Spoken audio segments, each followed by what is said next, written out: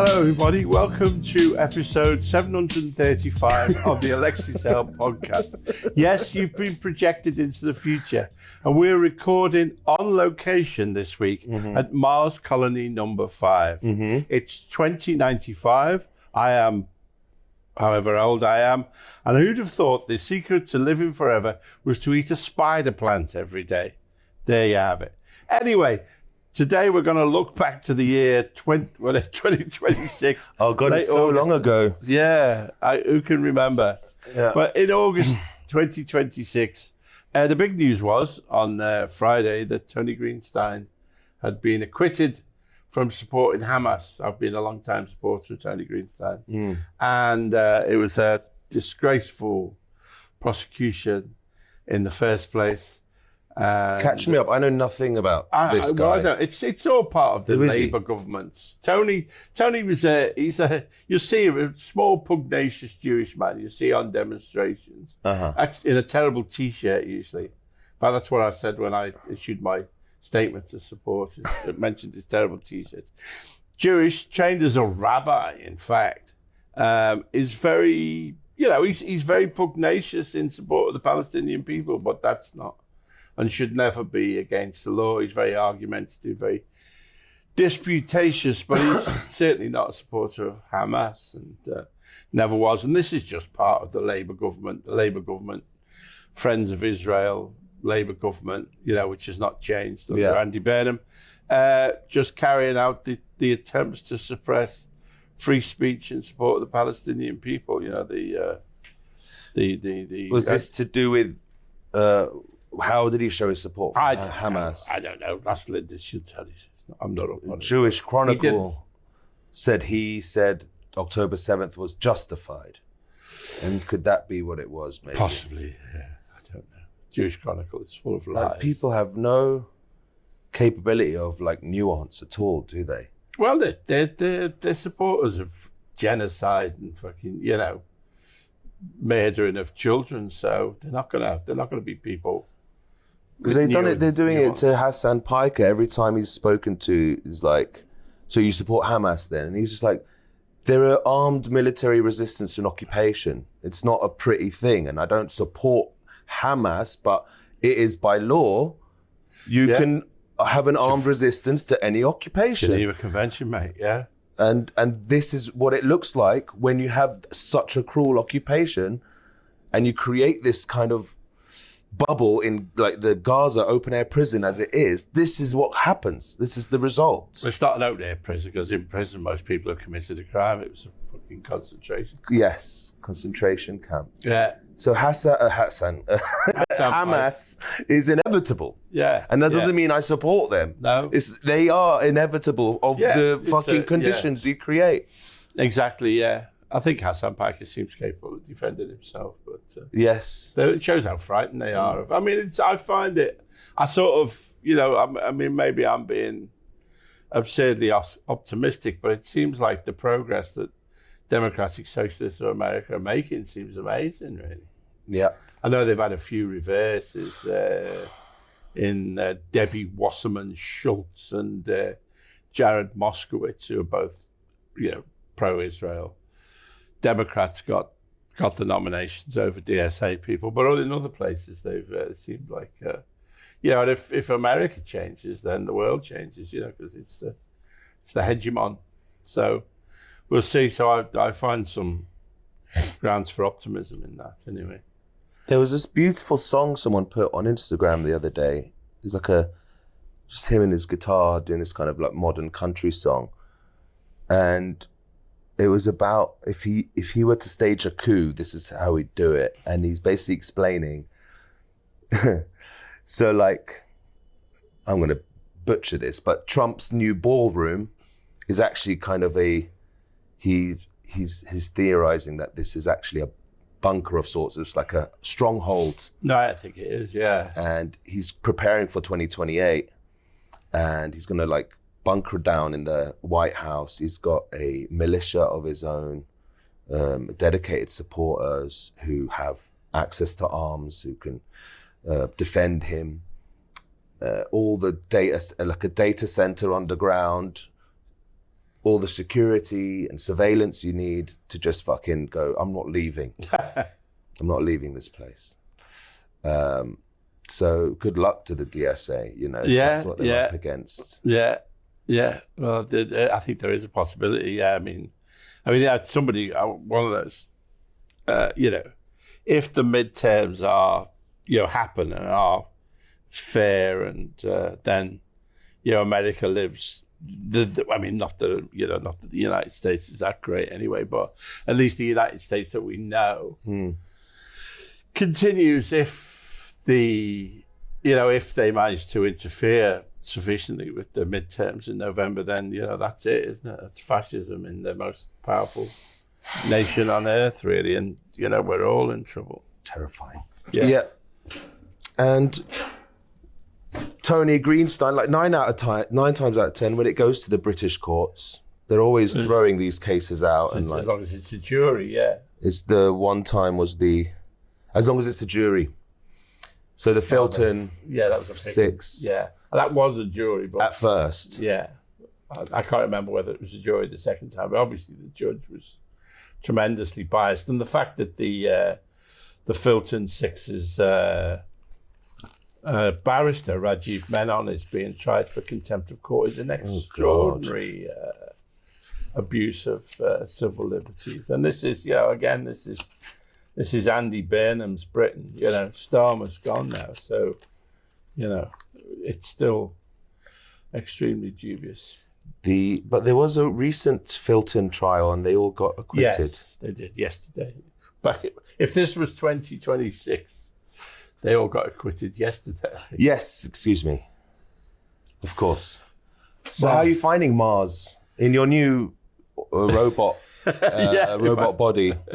Was the transference of your brain into the That's what I'm hanging on for, you know. I remember this was a few years ago, the chief engineer at Google thought that what he called the singularity, when we'll be able to transfer ourselves into robot ninjas, should happen around about 2056. So I'm just trying to hang on till then, till 2056, so I can be uploaded into some kind of machine. Immortality speak to you? Do you like the idea of that? Yeah, I'm not mad on death, really. Dying. I think it's not all they say. You know, I don't know, really. I can see, well, it's you know, people, I mean, in a sense, I suppose you could say it's what gives life its beauty, that it's finite, and if it's in fact, I wrote a short story years ago called "The Cure for Death," where some people invent, you know, immortality, and then they're kind of like, what would you do? What do we do now? You know, like, fancy a biscuit, you know. So yeah, I have mixed feelings about it, really. But the other thing we need to celebrate, that was being celebrated across the world in late August 2026, was my book of the day and review by Andy Beckett in The Guardian for my book, How I've Tried to Change the World by Walking Down the Middle of the Street Shouting, which, of course, now here on Mars is a set text. It's taught in all the schools, yeah. Yes. Oh, it's in the churches, temples. In the temples, yeah. and yeah. It's a holy book. Yeah, it's the one. Did you go in for a photo shoot for this? For The Guardian? No, they was that stock image? Stock, yeah. All right. It's a really good write-up. Yeah. Congratulations. Thank you. And you were also on James O'Brien's podcast. Yes, which was released yesterday, I think, yeah. Sometimes when you're promoting a book which is for the greater good of the world, you have to promote it in the, you know, the mainstream ways that people do it. Yeah. Okay? And in terms of output, as publications and stuff, James O'Brien is on the left side of centre, and it is, you know, his audience, there is a big crossover with Alexei's audience. Yeah. Because, you know... So give me an earache about doing it. Yeah. It's like you sat on a train next to Badil once, and everyone thinks he's your boyfriend. Oi, the sun has dug off for that. Oi, Gewalt.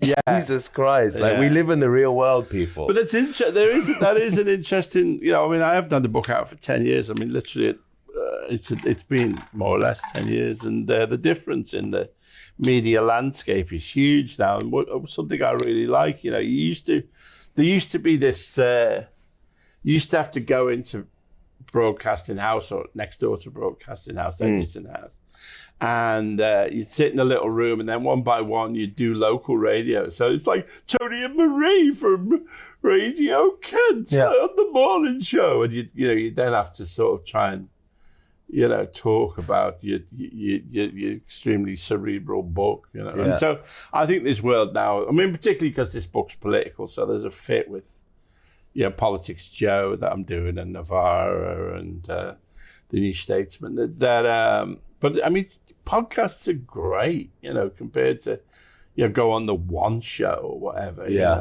Which was your only kind of outlet. But you're on the one show next week, right? Going up to Salford. I went up to Liverpool to look around my old house for an article I'm writing for The Guardian, in fact. But I realised that most of the trips I'd taken to Liverpool over the last 20 years have been to make films for the one show. It was like I went to my old house for the one show. I went to there's a kind of a bakery cooperative around the corner from my old house called Home Bake. I went there for the one show. I did a film about Liverpool Cathedral for the one show. But all my, I think. Wow. Not really a man of the people. I'm most of my visits to Liverpool were financed by the one show. Since Andy Burnham's been in? Yes. How has the North been represented more? I don't know. Have you noticed anything like that? Well, it's kind of the summer, isn't it? Really. He's said a lot of shit, hasn't he? But he hasn't. I suspect I'm cautiously pessimistic about Andy Burnham. Cautiously pessimistic. I think he's going to disappoint us, really. Okay, speaking of dubious characters, someone asks on Patreon, hi Talal and Alexei, this is from Ancient Britain. Thanks for your support on the Patreon, Ancient Britain.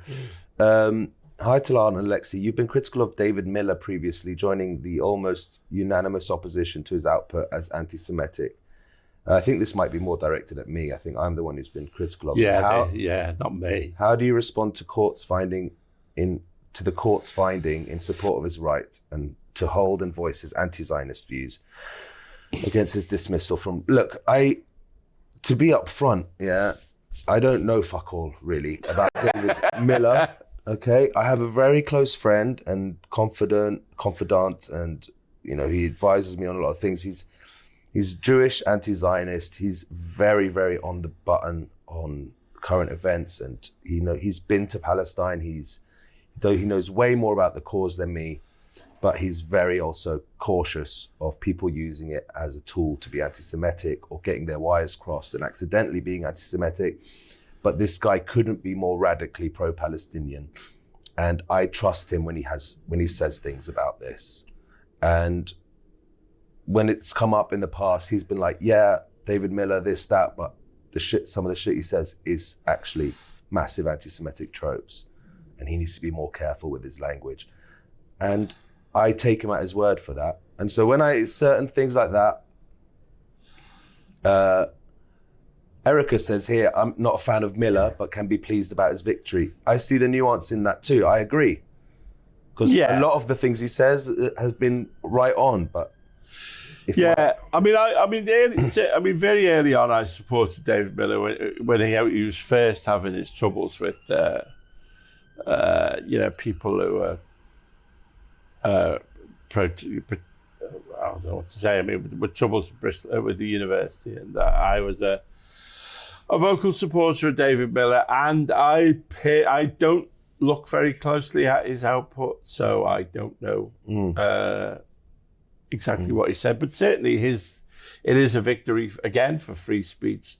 It's a major victory to say that to be anti-Zionist is not to be racist. Absolutely, is a major victory, and that's not what I was saying at all.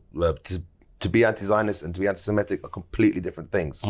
That's not at all what I was saying there. Yeah. So blame Talal. I don't know. Blame me. Yeah. Mark, our secretary of media and shit. Remember Mark from the Patreon? He recommends everyone sign Nadia Sawalha's petition against her suspension from Loose Women. Oh, I don't know if it's too late for that now, but I wonder if you had any thoughts on. No, it's a long. I mean, again, that's one of the things I did. I've been on Loose Women in the past. Really? Yeah. What did I say? It was like me and 4 alcoholics. I mean, it's. I wasn't aware that she'd been. I think I'd seen something, but I mean, it's you're just on a. That you don't, again, that you can do a nice podcast with people who understand what you're talking about and are sympathetic rather than going on Loose Women, I think is I remember once doing an interview with the journalist. I'd just been doing promotion. I must have been for the last book. I said I've been explaining Marxism on the Michael Bolton show, which was true. And it was in front of a live audience. I think it was Barry Cry used to, Studio Awards described them as the dead of 2 world wars. So, I mean, to do podcasts is, and get better reach in a sense. Yeah. Than going on Loose Women, is a relief really. I wasn't aware as Nadia being. Well, she's so suspended. vocally pro-Palestine, right? That she's obviously losing work because of it. And, they've suspended her off Loose Women. Well, yeah, I mean, it's very, it's the. I mean, James O'Brien asked me, and I said I can't. Me personally, because of my unique situation, that it's been very clear what I am, and I'm not.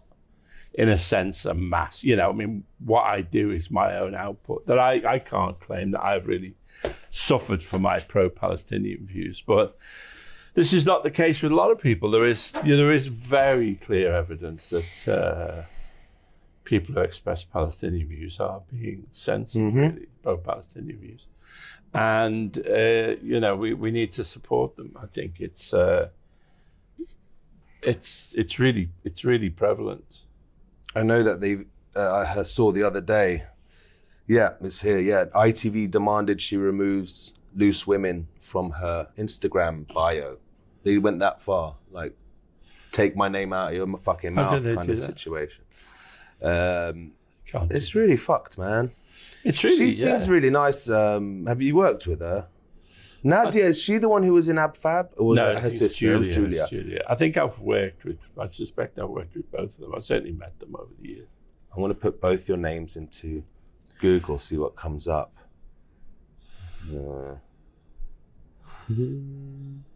You've co-signed the same statements about Palestine. Okay. No, nothing, just that. Well, power to Nadia and solidarity. Solidarity and fuck you, ITV. We have had some outreach from people who came to the Diane Morgan show. Oh, yeah. Erica loved it.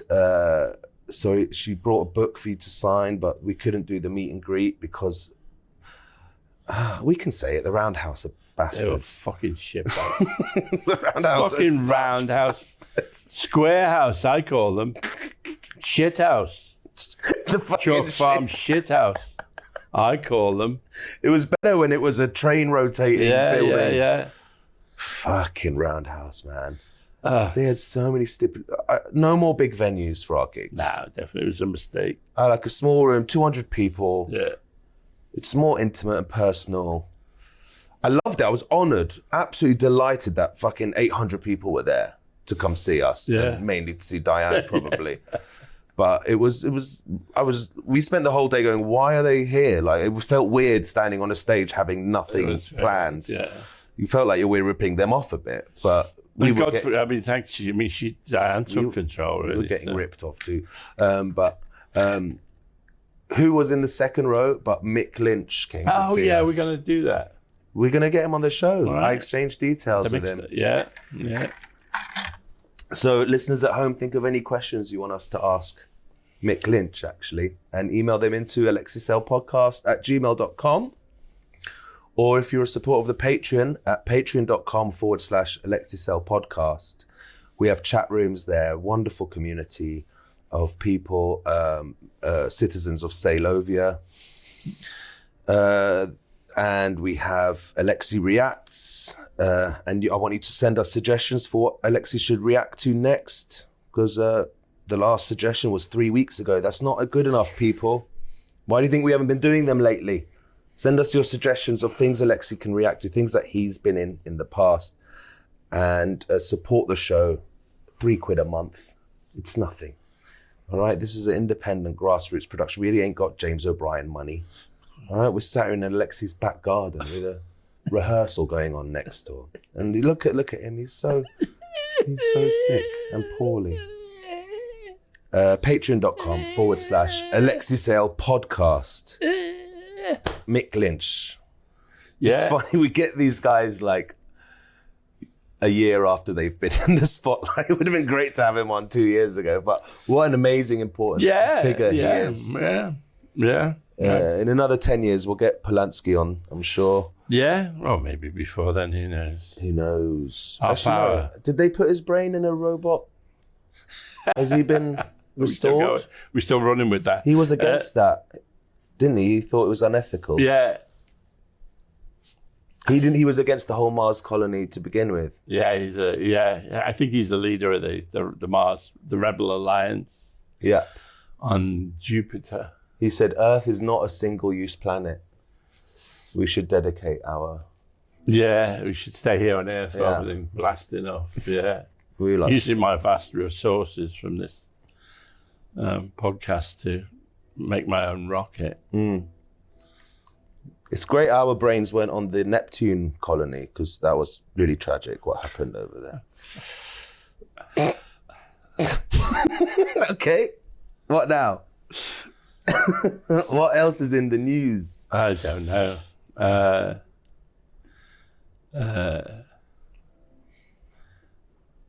There's a bit in Family Guy where they're doing this joke about Peter, and it's about animal rights, and Lois says, to Brian, you could join Peter, and Peter says, what? Said, you can join Peter. What are you talking about, John? And Stewie says, are we really doing this? Meaning that we, really, joke. Are we going to, pursue this really basic gag? Well, they do. Being Family Guy. So. I know you used to love a show which I never understood why you liked it, Big Bang Theory. Yeah. And there's that new spin-off of it now, which ironically I'm actually quite enjoying. Have you been watching that? Stuart fails to save the universe. No, I've kind of gone off Big Bang, partly because of Mayim Bialik, whatever she's called. She's a Raven Zionist. But she has nothing to do with it anymore, isn't it? No, she's not. I mean, she was in Big Bang Theory, but she's not in. Right. I don't think she's in this version of the Big Bang Theory universe. What's her name? I've kind of gone off it now, really. Right. Okay, no, she's not in Stuart, thankfully. Right. I've found it quite interesting. It's like, I like a show where every episode is different. All right. So they go to a different universe each episode, and right. I find that quite fun. Oh, okay. What streamer is it on? Fuck knows. HBO, I think, or Now TV. I've got that then. Yeah. I've been watching. Oh yeah, got this list. I've been watching Reacher. Do you watch? Oh, the series. Yeah. Okay. And there's always a point in Reacher, and it was where it just goes. It's like, it's like believable, and this thing happened. And then there's a point in every series where it just goes completely insane. And in every series or every episode? Every series, around about episode 5 or 6, and you just, fuck it, and you stop watching really, because it's like this. He gives this long. I mean, it's bad, right? And he gives this long, in this last episode I watched, he gives this long expositional speech, just standing on a street corner to 2 other characters, explaining why the original thing that happened, and it's just so insanely convoluted and stupid, right? That it just like I was been watching it, wondering when we get to that point, because I've watched 2/3 of every other series of Reacher. I watch it until the point when it goes, where it jumps the shark. Yeah, exactly. Yeah, it becomes completely incomprehensible, and then I stop. Well, at least they have the decency to reset each series. Yeah. It's you can't think. I think it came later in this series. Really, it was like, oh yeah, we're getting this. Okay, this makes. I don't see why that's happened, but maybe they'll explain it later. And then he just standing on the street corner. He just. It's just. All I know about Reacher, Jack Reacher, is that in the book he's described as being like inhumanly large. Yeah. Like knuckles the size of walnuts and stuff. Yeah. And then Tom Cruise was like, I'm going to play him. Yeah. And made a movie. Many people pointed that out, yeah. Yeah, 5'6". But the series, is he better cast in the series? Oh, yes, Alan Richardson is perfectly cast for Let's have a look. as Reacher. She's written by Lee Childs, who I think is British. Oh, wow, he's quite hench, this guy. Yeah. Wow. What did that remind me of? And did you watch, because you love the films so much, those Denzel films? Equalizer, yes. Equalizer. They did a series and gender switched it to Queen Latifah for the series. Yeah. Did you watch that? I couldn't really believe in Queen Latifah as combat. A really deadly assassin. Really? As much as Denzel. So I couldn't. She's not as old as Denzel. No, but there's a quality about him that's just, I don't know. Oh, that's a shame. I do love Queen Latifah, but I never checked out the show. I just think it wasn't really believable, to be honest. There was also House of the Dragon, which I watched. Yes, I haven't seen the new series, so watch out for spoilers, please. Oh God! I mean, it's. I miss it, but it's not great. I mean, it's amazingly lavish, but it's so. So this, compared to Game of Thrones, where there's no nice characters in House of the Dragon. Yes. Everybody's horrible. Yeah. So that's the thing. Then they've all got basically the same name. Yeah. They're all called Aegon or Aemon or Dagon or Gregon. And they're all blonde and look like each other. And they all look the same. So you spend the whole show thinking, which one's he? Yeah. And then because it's about, this kind of internecine conflict essentially between two families. Which side's he on? And then, you see again, then there's people who turn up for one line. There's a huge, it's also that there's a problem with dragons, because if you are in a world where dragons exist, rather than just the three that Daenerys,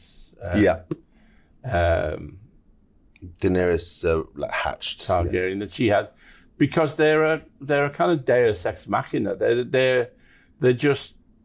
They have such power that they have to keep inventing reasons why people don't use their dragons. Mm.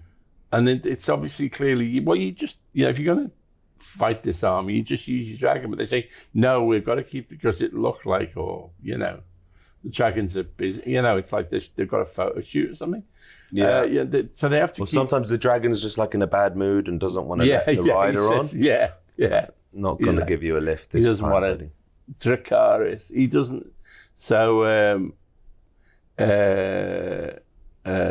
it's also, so they have to invent these reasons why the people who have the dragons don't use them. So there's also that, really. Nevertheless, I kind of miss it, really, now. It's not. But there's a series 2 on. This is series 3, I think. House of the Dragon? Yeah. The latest one? Yeah. Did you watch it? Is it as good as the previous 2? Is it good?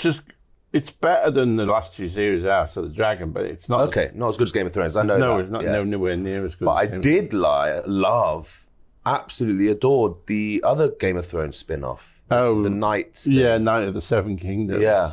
I wasn't completely sure about that. I thought it was really cute. Yeah, I watched it. Nice little story. It's not too grand.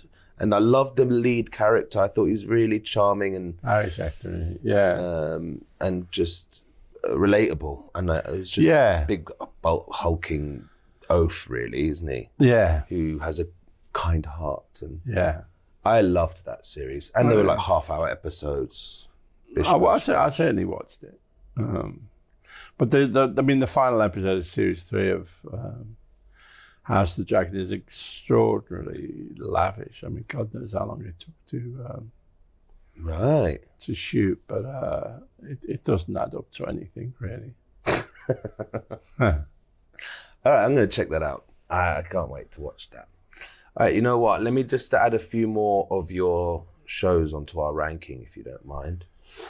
While we're here, do you mind? I don't know what this means. Ranking, things I'd done. Yeah. Where I put them in the Alexei Sayle universe. Exactly.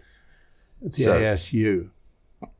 We got up to, I'm just going through, basically, whenever I get the chance, we're going through Alexei's IMDb chronologically, from earliest to latest. Oh. And I'm asking Alexei, in his opinion, where he ranks it. And we're going to come up, eventually we'll have a chart of all 81 credits in order of your preference. That's it. Okay. And you can rank it according to just an emotional feeling or an analytical going, that was good, that was actually good TV or whatever. You can rank it however you like. Okay. And the next thing to put in is something that we've mentioned before. This is silly. The Fun Boy 3 music video, The Telephone Always Rings, which you have a blink and you'll miss it cameo in. Yeah. If I remember correctly, the video consists of like a house party, basically. People showing up at this house while the band are playing in there. And by the end, the flat is just full of people and you're amongst the throng. We don't have to take too long on this. My memory of it is, I think somebody rang me up. I just got back from Australia, I think, and just had terrible jet lag. And just somebody rang me up and said, "Do you want to be in this video?" So I said, "Yeah." Just kind of went round there and then. Yeah, waved your arms around. Yeah, and then that was it. Do you remember the video at all? No, I don't remember anything. It's a hard thing to rank then. I'll put it last, really. After Walcott? Yeah, at least in Walcott I speak. That's true. Okay, it's going in last. I have no qualms doing that. I'm not going to try and convince you otherwise. Okay, and that was in... Where's the year? I've covered it up, 1982. Yeah, I just got back from... I was frightened of flying as well, so I was probably full of tranquilizers. Oh. Okay. I'm not frightened of flying anymore. Yeah, you got over that as you got older? I had the course of hypnotism and then that seemed to... Really? Yeah, and now I like flying. That's funny. You rarely hear about hypnosis actually work. Okay, well done. All right, next up, Gorky Park, 1983. I thought this was it. I'm a movie star now. I'd put that at number 1 for now. Above Celebration, the Alexei Sayle Hour. Well, it's a big Hollywood movie. It's not. It's a highly imperfect movie. It's not great, but I'm really good in it. Actually. Proud of your performance. Yeah. Okay, you're putting that at the top, Gorky Park. Yeah. All right, in the same year, you did a music video for something called Hello, John, Got a New Motor. 1983. The record first came out in 82, I think it was, didn't it? Wasn't a hit, and then it was re-released in 84 and was a massive hit. Oh, I didn't know that. Yeah. Partly because Dave Robinson, who'd been the head of Stiff Records, took over at Island Records. And he was looking for stuff that the previous management had failed with. And so he dug out my Hello, John, Got a New Motor, and he made it a hit. He forced it. And that's when you did the music video and everything for the re-release? I think we must have done it for the first. I thought that would be 82, 83, was it? It says 83 here. I think it's 82 when we did the original video. This is for the music video, the credit here specifically. So you must have released in 82, the music video in 83. So how high does this sit in the ranking of your heart, do you like it better than the comic strip movie? I suppose it's not. It's just a movie. Yeah, no, probably. Oh, which is after Supergrass. No, I'd put it after Supergrass. No, this is just the comic strip. The comic strip, Supergrass was the 1981. Oh no, that was awful. That film. The movie, yeah. Yeah, no, I'd put it above that. Above that, what about Repeater, 1979? Well, that was nothing to do with me. Really. This guy I was at college with. Okay, so better than that. What about Transresmogrification? Yeah, better than that. Okay, what about Boom Boom Out Go the Lights? No, probably not. Okay, so between Boom Boom and Transresmogrification. Do people like this? Yes. Do they? I'm saying yes. You let me know. Just say it. Listeners at home, I can't see why you'd like this, listeners. People like you and like you talking about stuff you've done. Right. That's what I think. Right. It's like, okay, here comes a big one. We'll hit this one up. 1982 to 1984, 12 episodes of The Young Ones. Young. Well, you'd have to put that number one, wouldn't you, really? Well, for now. I would, but would you? Well, for now. Okay. Young Ones going above Gorky Park. That was the thing that made me. It was, wasn't it? And are you still fond of it? I guess when I've watched episodes with you, I think it still makes you laugh. Yeah.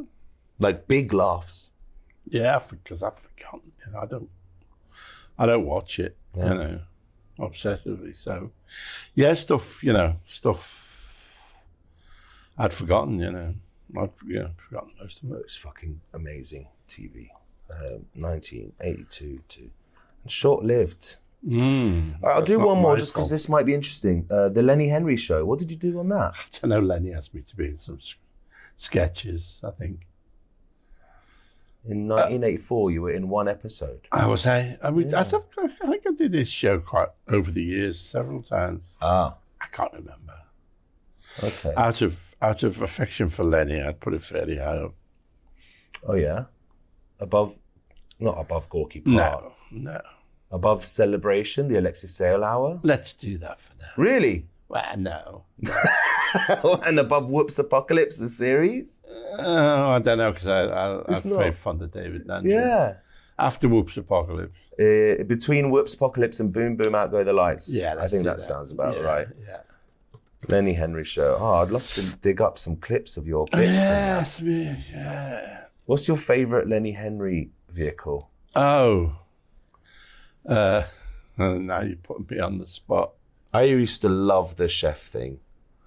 What was that called? It's called Chef. Was it just called Chef? That was me as like a young teen or maybe pre-teen, but that was a show I was really fond of. Yeah, I should probably watch it again. I was working myself so much that I didn't really take time to study it. Yeah. He's very funny. He's a postman, isn't he? Briefly, and I think the last episode of The Young Ones, or is it party one? He is a postman, and yeah. Let's give them a uniform and they think they're Hitler. Is that the one? I love Len. I'm very fond of him. I've seen him. I was so sad not to be here when you were talking to him. He seems so lovely. Yeah. All right, we've got 13 things on the list now. The Young Ones at number 1, Gorky Park number 2, Celebration the Alexei Sayle Hour number 3, number 4 is Whoops Apocalypse the series, number 5 the Lenny Henry Show, number 6 Boom Boom Out Go the Lights, number 7 the music video for Hello John Got a New Motor, number 8 Transmogrification, number 9 Repeater, number below that is the comic strip movie, then Lost for Words, and then Walcott, and a new bottom place is Fun Boy 3, The Telephone Always Rings. Okay, fair enough. Yeah, the commentary movie was directed by Julian Temple, who of course is the father of the much more successful Juno Temple. Who I rewatched her. I rewatched every series of Fargo recently. Okay. Enjoyed it more than I did the first time around. Oh. And we can talk about that at a later. We did talk about Fargo, didn't we? Yeah, we have in the past, a long time ago. I've already seen a couple episodes of that. I love the movie so much. And the first series, Martin Freeman and Billy Bob Thornton's amazing, I think. I'll tell you what, I'm really ticking off the days. I don't know if I've spoken before. The only film I have on my computer to watch on long train journeys is Dune 2. Okay. And so again, coming back from Liverpool, I watched for the 7th or 8th time Dune 2. And I see things in it, fresh things in it every time, really. Fucking Christopher Walken is good in it. Oh, the Emperor, yeah. It doesn't, there's no bits you really fast forward through, really. So I'm ticking off the days now. They're starting to mention June 3, aren't they? So, yeah. I think I'll go and see it in IMAX as well. I would love to see that. I want to come with you, actually. Okay. I saw June 1 is like incredible special effects, big shocking sequences with like huge and massive things happening, spaceships and battles and annihilation, really. And then number 2 is a bit more introspective and political and interesting and world building-y. And number 3, so we went to see The Odyssey, which was a fucking massive letdown. Horrendous film. Really, yeah. I'm not a fan of Christopher Nolan. Yeah. I used to hate him. And then recently I rewatched the Batman films just to remind myself that I didn't like them. And then I really liked them. Right. And then I was like, I guess I'll watch Interstellar because I've never seen it. And Interstellar had me in tatters. It was so beautiful. I was like, maybe I do like Christopher Nolan. And then I started getting really excited for The Odyssey. And because it was so hard to get tickets, we saw it like a month and a half after it was released. So we'd had so much hype about Odyssey, hype. And I'm sitting there watching this going, what the fuck am I wasting 3 hours doing here? This is so boring. There's like 3 good bits. Right, yeah. And everyone's American in it. Yeah. What's going on? But before The Odyssey, there was a message from Villeneuve saying, thank you for Christopher Nolan for allowing me to show you a preview of Dune 3. And that was such a great director. Denis Villeneuve was such a great action director. I mean, Sicario is just great. And we got to watch 5 minutes of Dune 3. Really, man. It was the best bit of the whole experience. Yeah. In IMAX, we saw it. Huge battle. It was just like my heart was pounding like this. It was insane. And then we had to sit through Odyssey, and I was like, ugh. Yeah. Absolute dog shit. So when did Dennis say Dune 3 is actually coming to our screen? Is it by December? Not this December. He said, please see it in IMAX. Don't play with me. Don't taunt me.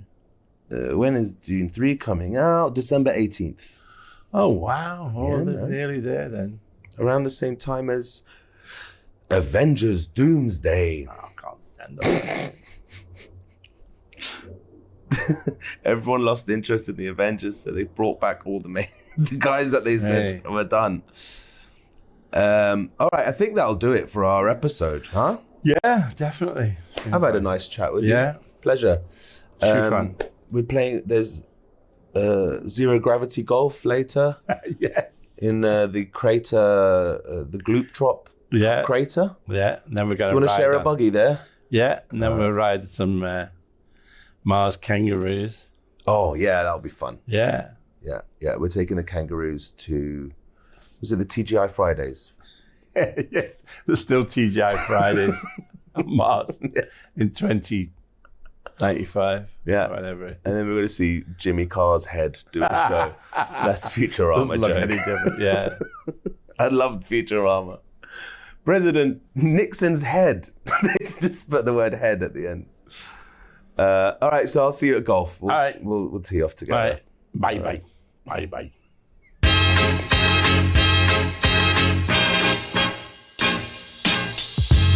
You've been listening to the alexeisaylepodcast. This show is produced and edited by Talal Karkouti. Music by Tarbush Records. Thanks to Audio Boom for hosting us. Please keep your emails coming in at alexeisaylepodcast@gmail.com. Goodbye.